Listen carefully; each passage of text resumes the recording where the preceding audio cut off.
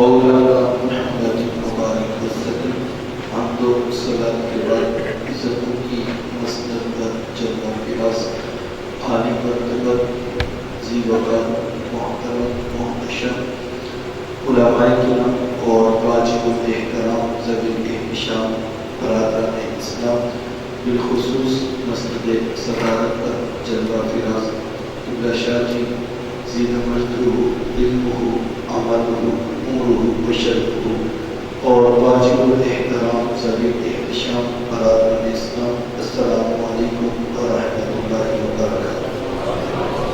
اللہ توفیق والی طرف جو آپ کو درس قرآن مجید کی سعادت حاصل ہو رہی ہے، اللہ کی بارگاہ میں دعا ہو کہ اللہ تعالیٰ مجھے اور آپ کو قرآن مجید کا فہم اور علوم نصیب فرمائے۔ مختصر وقت میں کہ قرآن کے عنوان سے ہی آپ احباب سے چند باتیں کرنا چاہوں گا۔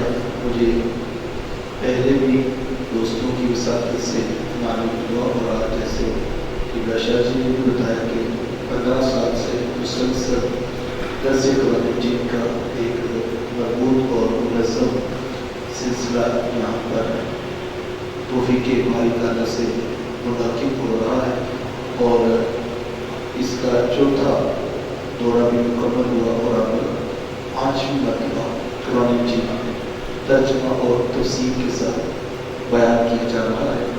یہ بہت خوش بختی ہے اہل علاقہ کے لیے اور خاص طور پر مسجد کے نمازیوں کے لیے قرآن مجید سیکھنے کے لیے ایک موقع فراہم کیا جا رہا ہے۔ تو اگر ہم سب دیکھیں جو کام کرنے والے ہیں وہ تو اپنے حصے کی شمع روشن کیے ہوئے ہیں۔ سادہ سی مثال یہ تھی، لائٹ چل رہی ہے تو اس کا خرچ جو ہے، اس کا بل جو ہے وہ آنے نہ ہے۔ اگر ایک بندہ پڑھ رہا ہے، اس سے ایک بندہ فائدہ لے رہا ہے تو یہ تو چل رہی ہے، اور اگر آپ سب بیٹھے ہوئے تو روشنی سب کو مل رہی ہے۔ شاہ جی تو جل رہی ہیں، شمع کی طرح روشنی فراہم کر رہی ہیں، اور اگر ایک بیٹھے ہوں گے، 2 بیٹھے ہوں گے اور 100 بیٹھے ہوں گے تو ہم سب جو روشنی قرآن کی آیات سے حاصل کریں گے تو میں یہ سمجھتا ہوں کہ اس پورے علاقے میں ہم چلانا کر سکتے ہیں اگر ہم اس کو قدر کریں اور اس کام کو لے کر آگے بڑھیں۔ ہمارے یہاں معذرت کے ساتھ کچھ چیزیں رسم بن جاتی ہیں اور وہ بھی افادیت کھو بیٹھتی ہیں کہ ٹھیک ہے ایک درس ہے وہ ہو رہا ہے اور کبھی ہم بیٹھ کے اور کبھی نہ بیٹھ کے، بہت بڑا کام ہے ایک تسلسل کے ساتھ 15 سال استقامت کے ساتھ یہ کام کرنا۔ اور اگر ہم اپنے بچوں کو شامل کر لیں، اپنے دوست احباب کو اس کی باقاعدہ دعوت دیں تو میرا خیال ہے کہ بہت ساری روشنیاں اور برکات ہمارے گھروں تک پہنچے گی۔ میں لمحہ لمحہ دعا گو ہوں کہ اللہ تعالیٰ اس نیک عمل کی بہتر جزا دنیا و آخرت میں شاہ جی اور ان کی اساتذہ کرام اور ان کے رفقائے محبت کو اللہ نصیب فرمائے۔ اور میں بھی اسی طرز سے قرآن مجید کی حقوق کے عنوان سے آپ کی توجہ چاہتا ہوں کہ آج ہماری پستی، ذوبحالی، نکبت اور رسوائی کی بڑی وجہ یہی ہے کہ ہم قرآن اور صاحب قرآن کا دامن چھوڑ چکے ہیں۔ تو قرآن مجید کے حقوق ہر صورت میں ادا کیے جائیں۔ قرآن مجید کا پہلا حق یہ ہے کہ اس کو اللہ تعالیٰ کی لاریب کتاب مانا جائے، اس کے لفظ لفظ اور اس کے حرف حرف کی صداقتوں پر مکمل یقین ہو کہ یہ رب کا کلام ہے اور اس میں شک نام کی کوئی گنجائش باقی نہیں رکھی گئی، اور یہ اعجاز صرف اور صرف قرآن مجید کو ہی حاصل ہے۔ بڑے سے بڑا مصنف بھی جب کوئی کتاب لکھتا ہے تو اس کے شروع میں یا اس کے آخر پر یہ بات لکھنے پر مجبور ہو جاتا ہے کہ اگر آپ اس کتاب میں کوئی غلطی پائیں تو جلد اطلاع کر دیں تاکہ آئندہ ایڈیشن میں اس کا ازالہ کیا جا سکے۔ یہ نقص آپ کو دنیا کی ہر کتاب میں دکھائی دے گا۔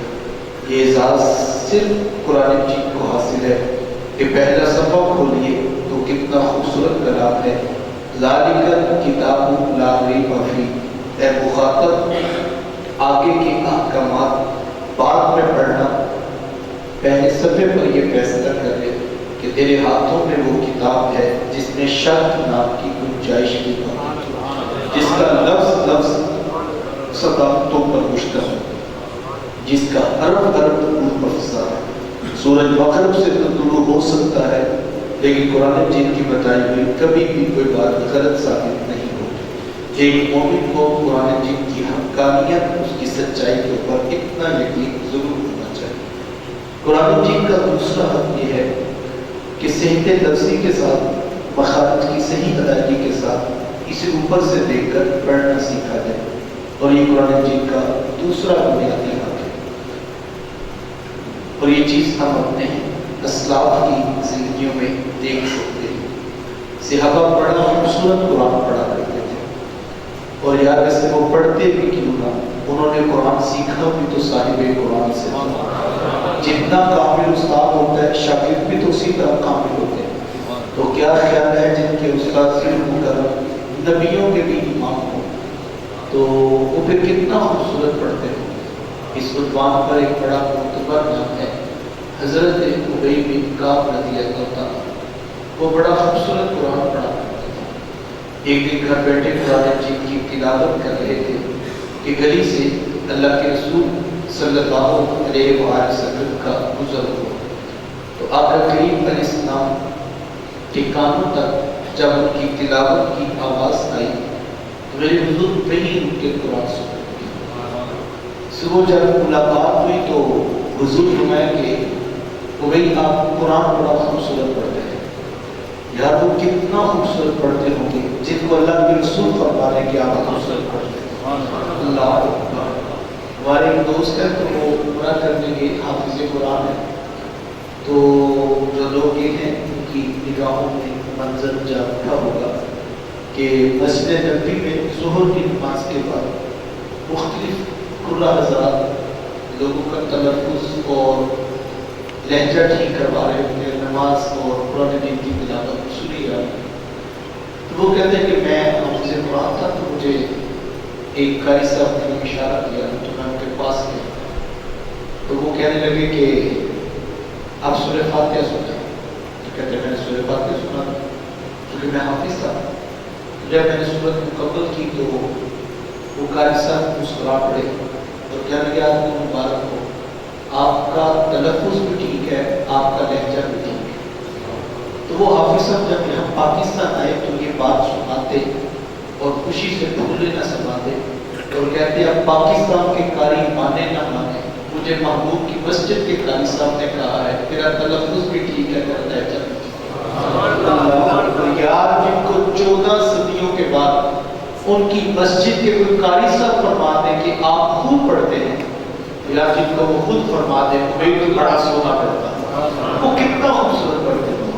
تو پھر مجھے آپ کو بھی چاہیے نا کہ ہم بھی اپنی اولادوں کو اچھا قرآن پڑھنے کا ضرور بندوبست کر کے دیں۔ یہ بڑی بنیادی چیز ہے۔ ہمارے یہاں بہت کچھ سیکھنے کا رواج پڑ گیا، لیکن قرآن مجید کے لیے ہماری وہ محنت اور جستجو نہیں رہی۔ لازمی نہیں آپ کا بچہ حافظ قرآن ہی بنے، میں کہتا ہوں کچھ صورتیں یاد کر لیں، اور صورتیں کچھ بھی نہ یاد کر سکے جو بہت زیادہ نہ صحیح، تو کم از کم اوپر سے دیکھ کے تو اس کو اچھا قرآن مجید پڑھنا آنا چاہیے۔ اور خاص طور پر جن نوجوانوں کی آواز خوبصورت ہے ان کو تو میں کہنا چاہوں گا اپنی خوبصورت آواز کا حق یہ ہے، یہ جو اللہ نے نعمت دی ہے، اس سے سورہ رحمت قرآن پڑھنا سیکھیں۔ اور یہ پاپ میوزک اور گانے اور بجانے کون سے ترنم اور راگ سیکھے جا رہے ہیں، کاش کہ ہم قرآن مجید کو سیکھنے کے لیے یہ تڑپ اجاگر کرتے ہیں۔ اور اس میں کوئی حرج نہیں ہے اگر آپ 40 سال 50 سال کی عمر میں پہنچ گئے تو جس عمر میں بھی احساس ہوتے ہمیں قرآن مجید کو پڑھنے کا عہد کرنا چاہیے۔ گزشتہ دنوں ہمارے پاس ایک دوست تھے تو وہی ملاقات کے لیے آئے اسلامک سیکٹر میں، اپنے بچوں کا داخلہ کروانا تھا، تو بات چل پڑی اسی طرح۔ تو وہ کہنے لگے کہ میں نے جب اپنے بچوں کے لیے قاری صاحب گھر میں لگوائے تو میں نے کہا کہ ان کو قرآن مجید آپ پڑھا دیں، تو یوں ہی میرے دل میں خیال آیا کہ میں بھی تو سنا کے دوں کہ میں صحیح پڑھتا بھی ہوں۔ تو کہتے کہ میں نے جب سنایا تو میں نے دیکھا کہ نہیں آپ خود بھی یہ بھی ٹھیک نہیں پڑھتے، وہ صحیح پڑھتے کہ اس طرح نہیں ہے۔ تو کہتے میں نے کہا کہ ٹھیک ہے پھر آپ کی شدت 2 نہیں 3 ہوگی ہے۔ تو کہتے میں بھی ساتھ بیٹھ کے پڑھنے لگا۔ تو کہتے 1 سال لگا کے میرے بچوں کے ساتھ بالکل پوری کلاس دیکھ کر قرآن مجید پڑھنا سیکھا۔ اور اب ایک ساتھ ہوا، میرا بھی ختم ہو گیا، بچوں کو بھی ختم ہو گیا، اور اب ہم تینوں باپ بیٹا جو ہے ترجمہ کی قرآن سیکھتے ہیں۔ قاری صاحب کی چھٹی نہیں کروائی، وہ عالم ہے تو ہم نے کہا کہ اب ترجمہ آپ نے شروع کروانا ہے، تو ہم سب بیٹھ کے قرآن حکیم کا ترجمہ سیکھتے ہیں۔ تو یہ سب کتنی بڑی نعمت ہے جو ہمیں عطا کی گئی ہے، کاش کہ ہم اس کی قدر ہو جائے۔ ہم وہ قدردان نہیں ہیں۔ اللہ کے رسول صلی اللہ علیہ وآلہ وسلم نے قرآن پڑھنے والوں کو اتنی بشارات دی، اس قدر نعمتوں اور نعمتوں کے وعدے کیے گئے ہیں، اللہ اس سے بڑھ کر اور کیا بات ہو سکتی کہ یہاں تک فرماتے خیر من تعلم القرآن وعلمہ، فرمایا بہترین ہے تم میں سے وہ شخص جو خود قرآن سیکھتا ہے اور اوروں کو قرآن سکھاتا ہے۔ یہ قرآن سیکھنے اور سکھانے والے بہتر لوگ ہیں، اور بہتر ان کی نگاہوں میں ہے جو کائنات عالم میں سب سے بہتر ہے، ان کی نگاہ میں بہتری کا معیار یہ ہے۔ تو اگر آپ کی عمر زیادہ بھی ہو چکی ہو اور زندگی میں موقع نہیں پا سکے، اس میں کوئی شرم یا حال کی بات نہیں، ہمیں خود سیکھنا چاہیے۔ اور اگر بعض اوقات ہوتا ہے زبان پہ الفاظ جاری نہیں ہوتے تو مشکل ہوتا ہے پڑھنا، تو یہ حدیث بھی سن لیجیے۔ حضور علیہ السلام نے ارشاد فرمایا الماہر بالقرآن مع السفرۃ الکرام البررہ، فرمایا ماہر قرآن جو قرآن کے اوپر مہارت رکھتا ہے، ایکسپرٹ ہے قرآن کے علوم پر، فرمایا مع السفرۃ الکرام البررہ، وہ کل قیامت کے دن قرآنی فرشتوں کے جھنبٹ میں کھڑا کیا جائے، اس کو یہ اعزاز یہ پروٹوکول دیا جائے۔ اور آگے حدیث کے لفظ بڑے خوبصورت ہیں، فرمایا جو ماہر قرآن ہے اس کو تو اللہ نورانی فرشتوں کے جھنبٹ میں جو ہے پروٹوکول دے گا۔ اور آگے فرمایا کہ جو قرآن پڑھتا ہے لیکن مشکل سے پڑھتا ہے، اس کی زبان پہ لفظ جاری نہیں ہوتے، اس کو جو ہے وہ ادائیگی مشکل ہوتی ہے، لیکن لگا رہتا ہے، کوشش کرتا رہتا ہے، بار بار الفاظ کو پڑھنے کی جو ہے وہ مشقت اٹھاتا ہے، پڑھا نہیں کرتا، کوشش ضرور کرتا ہے، میرے بزرگ فرماتے ہیں اللہ اس کو 2 گنا جلتا ہے، اس کو ڈبل ثواب ملے۔ کوئی محکمہ دنیا کا آپ کو یہ آفر نہیں دے گا، کسی جگہ آپ کام کے لیے جائیں تو آج لوگ کہتے ہیں کہ آپ بتائیں آپ نتیجہ کیا دیں گے، ریزلٹ اورینٹڈ اپروچ ہے جناب۔ ہر کوئی کہتا ہے کہ جناب ہمیں نتیجہ چاہیے، یہی سلوک ہے نا۔ آپ کسی کو اپنی مارکیٹنگ سیلز میں رکھتے ہیں، وہ کہتا ہے جناب ہماری 3 لاکھ سیل ہے، وہ کہتا ہے ہم 11 گھنٹے کام کریں گے اور 12 گھنٹے، آپ کہتے ہیں ہم کام نہ کریں۔ آپ بتائیں 3 کو 6 کیسے کریں گے؟ ہمیں تو سیل چاہیے، آپ 6 گھنٹے کام کریں یا 12، ہمیں محنت سے غرض کی، ہمیں کوشش سے بھی غرض، ہمیں نتیجہ چاہیے۔ آپ 3 کا 6 بناتے ہیں، ہم آپ کو تنخواہ دیتے ہیں، آپ یہ بتائیں کہتے ہیں ٹھیکہ کرنا، تو ٹھیکہ جو ہو جائے وہ کیا ہے، وہ نتیجے کی اپروچ ہے۔ آپ 3 سالوں میں 3 ماہ میں 6 ماہ میں کتنی دیر میں ہمیں نتیجہ دیتے ہیں، کلیہ فارمولہ طریقہ اس ہیڈر میں ہم پڑھتے ہیں، ہمیں نتیجہ دیتے ہیں۔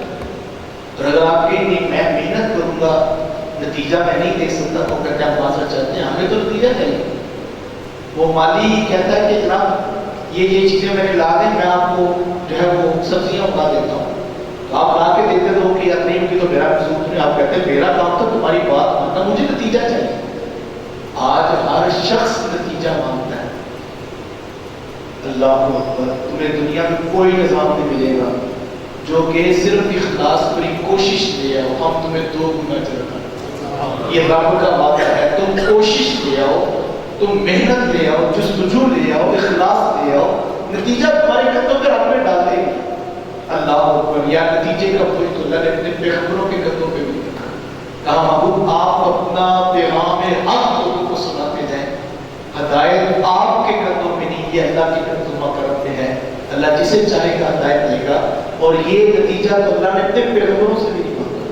تو یہ کتنا خوبصورت فرمانے والی شان ہے کہ تم کوشش کرو، تم محنت کرو، تم جستجو کرو، اور ہم تمہیں 2 گنا اجر عطا کریں گے۔ تو ہمیں کوشش کرنا، یہ تڑپ کبھی بھی ختم نہیں ہونی چاہیے۔ وہ تک بھی بندہ دنیا کی جو ہے وہ چیزوں میں الجھ جاتا ہے، کبھی کیا دوبارہ واپس پلٹنا نصیب کرتا، تو یہ چراغ بجھنا نہیں چاہیے، یہ واپس پلٹ آئے، واپس آئے، کوشش کرے، محنت کرے، دوبارہ سے قرآن کو سیکھنے کا جذبہ پیدا کرے۔ اور یہ ہوتا یہ ہے اور بھی اس میں چونکہ میں اس کو پریکٹیکلی دیکھ رہا ہوں تو چیزوں کو کچھ جو ہے وہ اس نظام میں تو ہوتا یہ ہے کہ جیسے آصف صاحب ہے تو یہ ترجمہ پڑھنے آتے ہیں ریگولر، ایک دن سے چھٹی ہوگی، دوسرے دن کوئی کام ضروری آ گیا، تیسرے دن پھر اب ان کے واپس آنے میں تھوڑی سی جھجک ہوتی ہے کہ یار میں ریگولر اسٹوڈنٹ سر 4 دن تو میں گیا نہیں، اب میں دوبارہ جاؤں گا تو مجھے کیا کہا جائے گا؟ تو میں یہ کہتا ہوں آپس میں رابطہ ضرور ہونا چاہیے. جو سننے والے ہیں، جو یہاں کشا جی کے پاس آ کے درس پہ بیٹھتے ہیں، اگر ایک دوست نہیں آئے ہیں تو ہم کچھ دوست ذمہ داری لیتے ہیں کہ ہم ان کا پتہ کریں، ہم ان کو دعوت دیں گے، دوبارہ سے لے کر آئیں گے. نہیں ہم نے کرنا ہے، سب نے مل کے کرنا ہے. یہ جو قرآن مجید نے کہا وَتَوَاصَوْا بِالْحَقِّ وَتَوَاصَوْا بِالصَّبْرِ، تو یہ حق کی جو وصیت ہے ایک دوسرے کے آپس میں، یہی تو ہے. دیکھو کبھی ہم بھی موٹیویٹ ہو جاتے ہیں. ہمارا یہ کورونا کے جب ایام آئے تو یہ دروس کا سلسلہ بالکل موقوف ہو گیا. تو 8-10 دن تو ہم بھی انتظار کرتے رہے کہ شاید ابھی حالات بہتر ہو، بھی حالات ہو. تو بس وہ 5 وقت کی نماز پڑھ لینی، اور مسجدوں کے اندر بھی جو ہے وہ بہت بڑا مختلف تھا. تو ہمارا جذبہ بھی مان پڑ گیا. تو بالآخر کوئی آپشن نہ جب بنی تو ہم نے ڈرائنگ روم کے اندر اور چھوٹے سے دفتر کے اندر کلاس شروع کر لی. اپنے آپ کو جگانے کے لیے بھی ضروری ہے کہ یہ سلسلہ واعظ و نصیحت کا اور تبلیغ کا چلتا رہے. کبھی آپ نے دیکھا ہو کہ وہ جو رات کو چوکی کا پہرا دیا کرتا تھا تو وہ سائیکل پہ گھومتا تھا اور ساتھ کہتا تھا جاگتے رہنا جاگتے رہنا جاگتے رہنا. تو ذہن میں سوال پیدا ہوتا ہے کہ جب ہم نے جاگنا ہے دنیا تجھے کیوں رکھا ہے؟ تو بزرگ فرمانے لگے کہ اصل میں جو کہتا ہے نا جاگتے رہنا جاگتے رہنا، وہ اپنے آپ کو جگہ کے رکھتا ہے. تو اصل جو یہ واعظ و نصیحت، جب آپ کسی کے پاس جائیں گے تو کل اگر آپ بھی موٹیویٹ ہو گے، آپ کی غیر حاصل ہوگی، کوئی آپ کے پاس بھی جائے گا. تو یہ آج اتنے لوگ آپ جمع ہوئے ہیں تو کچھ لوگوں نے اس دعوت کی ذمہ داری قبول کی تھا، اور اس ذمہ داری کا یہ نتیجہ بشر اتنے لوگ ہیں. ورنہ جس نفسا نفسی کے دور سے ہم گزر رہے ہیں، وقت کس کے پاس ہے؟ تو مجھے اور آپ کو خود یہ ذمہ داری لینی ہے کہ ہم اپنے بچوں کو قرآن سکھانے کے لیے ان کا وقت خود منظم کریں، اور ان کو بتائیں کہ صبح فجر کے بعد شام مغرب کے بعد یہ کلاس ہے. ہم نے سب نے مل کر، وقت کسی کے پاس نہیں ہوتا، وقت نکالنے ہوتا ہے. آج اگر آپ یہاں آئے ہیں تو کل آپ کی کچھ اور مصروفیات ہیں. اس وقت میں آج آپ کی کوئی نہ کوئی شیڈول مصروفیت ہوگی، لیکن آپ نے سوچا کہ آج کا درس قرآن اہم ہے اور ہمیں جانا چاہیے تو ہمیں بیٹھنا چاہیے. آپ اس کو چھوڑ کے یہاں بیٹھے ہیں.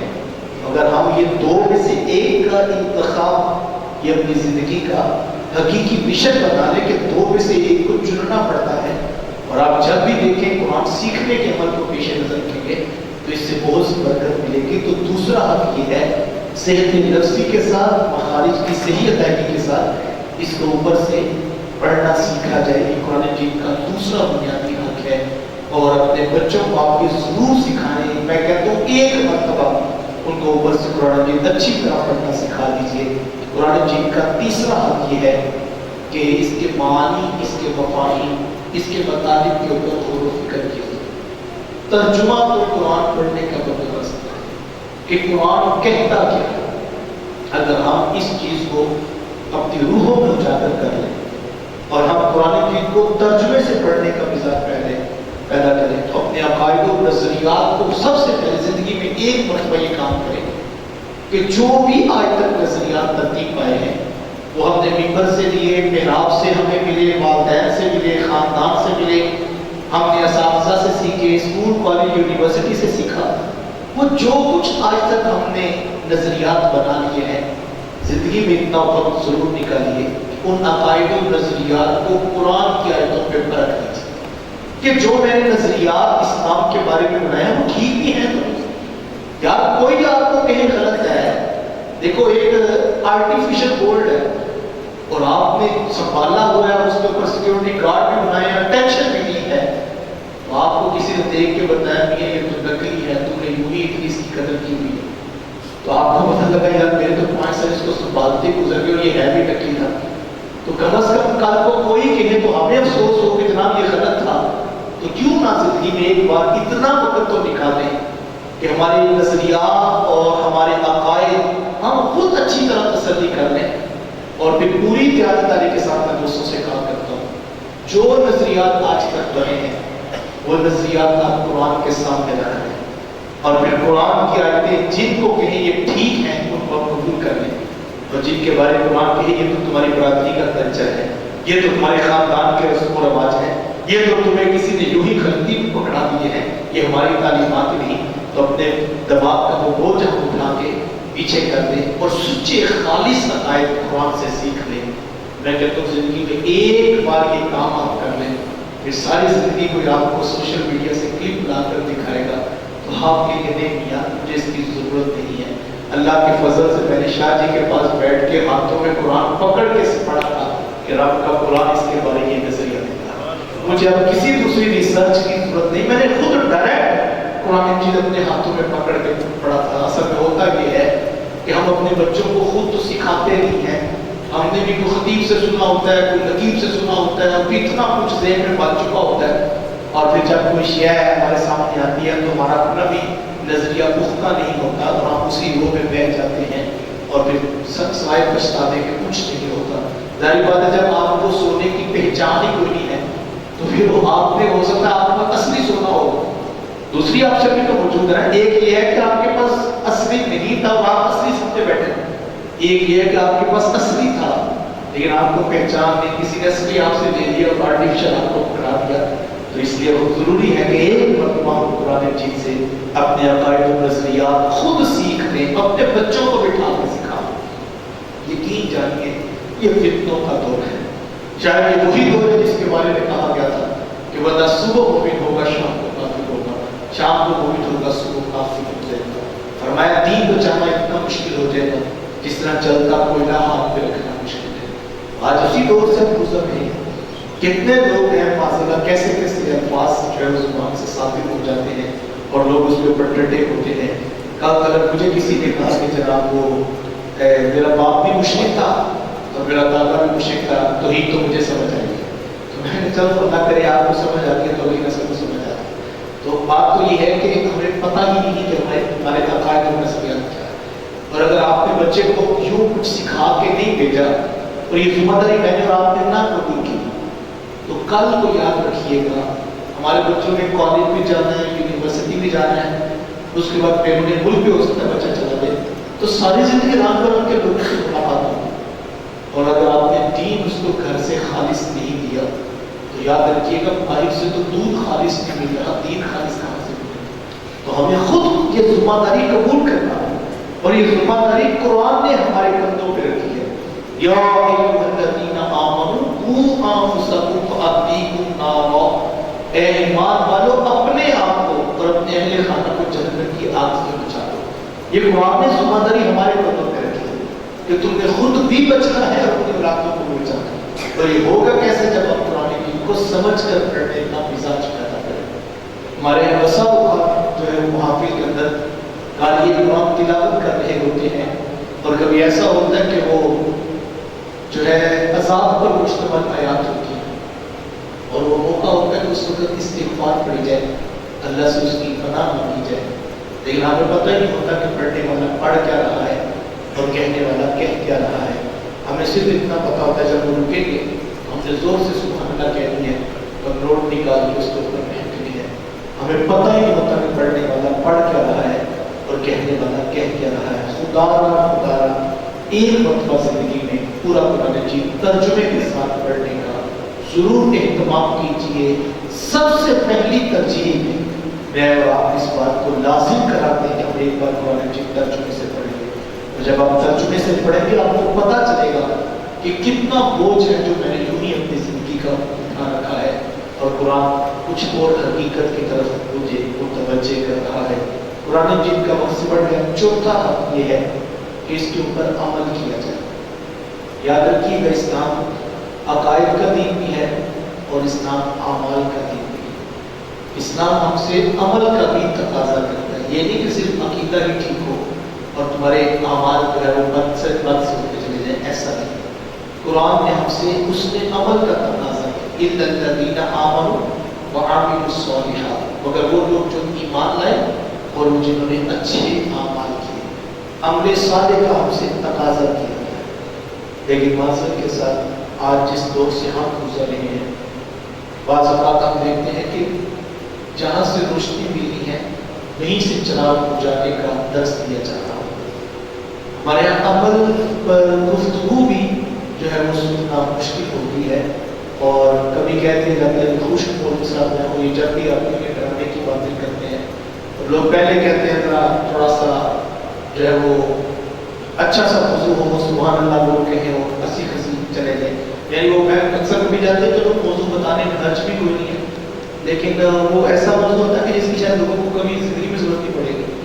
تو وہ چونکہ ہمارا، تو میں نے کہا میں تو ہنس کے کہتا ہوں کہ کبھی ایسا ہوا کہ آپ نے ڈاکٹر صاحب کو کہا ہو کہ مجھے یہ گولی پسند ہے نہیں لکھ دیں، تو ایسا تو نہیں ہوتا. چلو ناک خان سے آپ زور سے کہہ بھی دیں یہ والا شعر سنا دیں، لیکن عالم کو تو خود فیصلہ کرنا چاہیے کہ میرے سامعین کی کیا ضرورت ہے.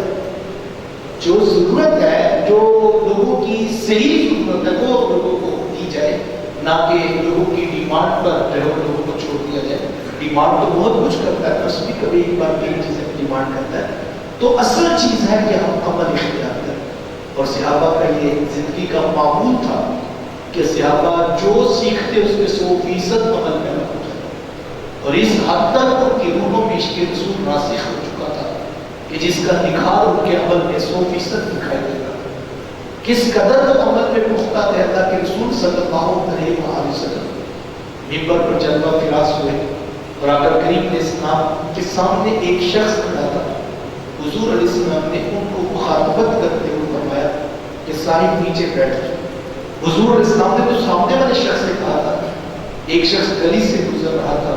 محبوب علیہ السلام کی آواز ہے نیچے بیٹھ جاؤ، وہی نیچے گلی میں بیٹھ. یہ ہے عشق، یہ ہے محبت جو انسان کو عمل کی طرف بلاتی.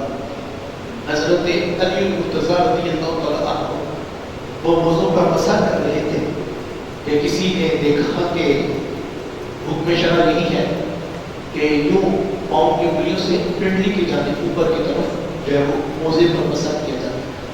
تو حضرت علی رضی اللہ تعالیٰ عنہ کو دیکھا تو کسی نے مسکرا کے کہا علی علم و حکمت رکھتے ہو، فہم و فراست آپ کے پاس ہے.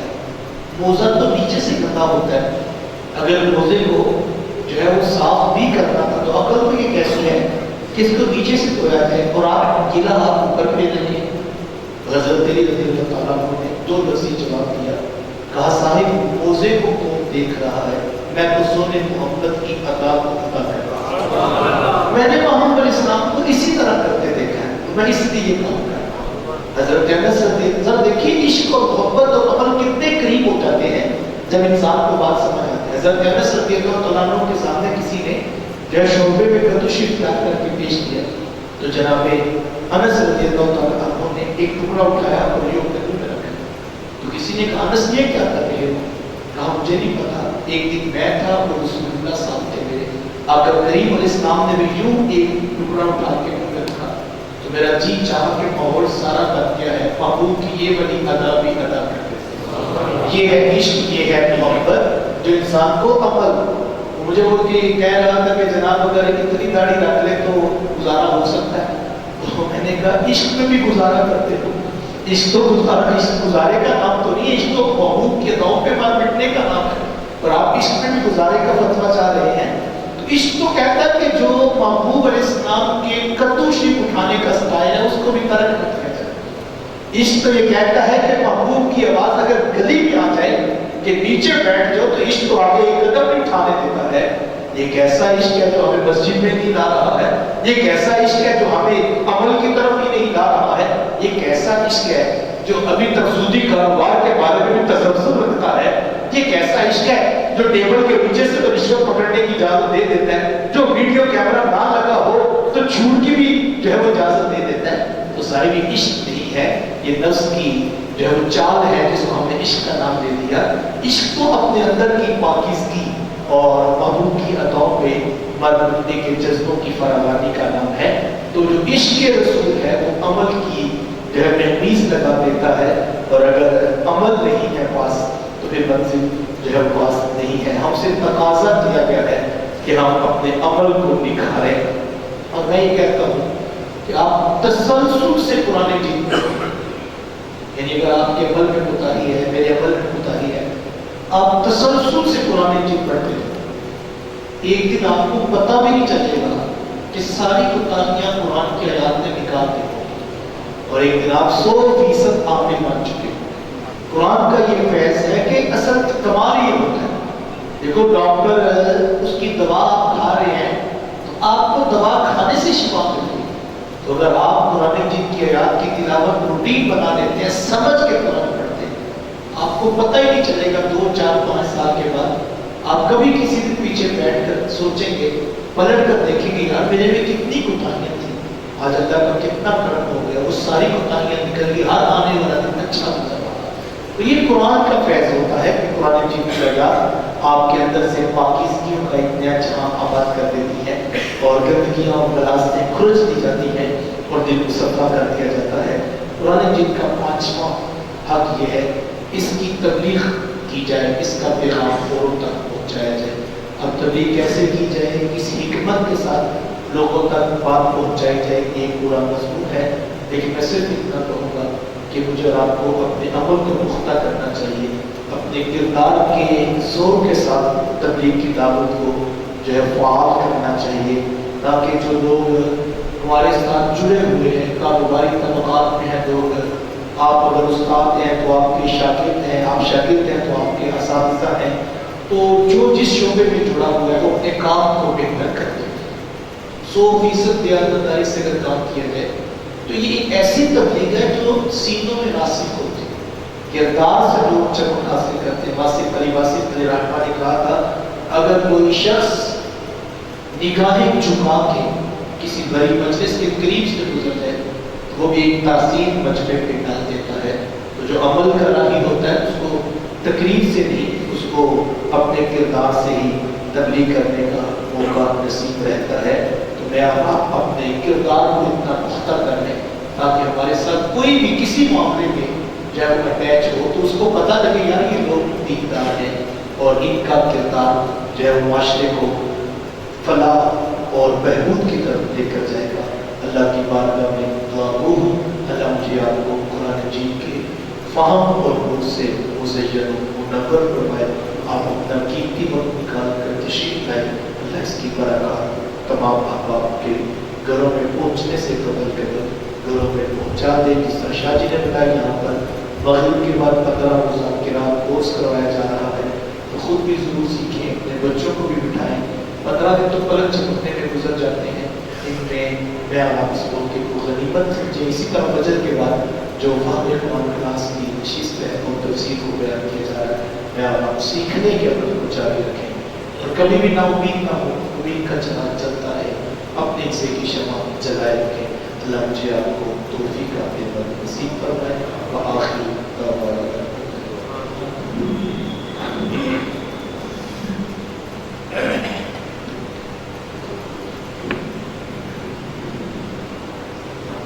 हज़रत का तहे दिल से शुक्रिया अदा करते हैं, आप तशरीफ़ लाए और कुरान मजीद से मोहब्बत भरा ताल्लुक़ तोड़ने की जो आपने तरगीब दी है, इंशाअल्लाह रहमान हम इसको अपने दिलों में, अपने ज़हनों में जगह देंगे और इंशाअल्लाह इस पर अमल करने की कोशिश करेंगे।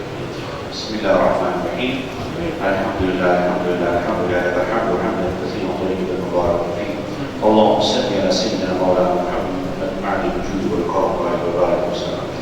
अल्लाहुम्मा नव्विर क़ुलूबना बिल क़ुरआन व ज़य्यिन अख़लाक़ना बिल क़ुरआन व नज्जिना मिनन नार बिल क़ुरआन व अदखिलना फिल जन्नति बिल क़ुरआन।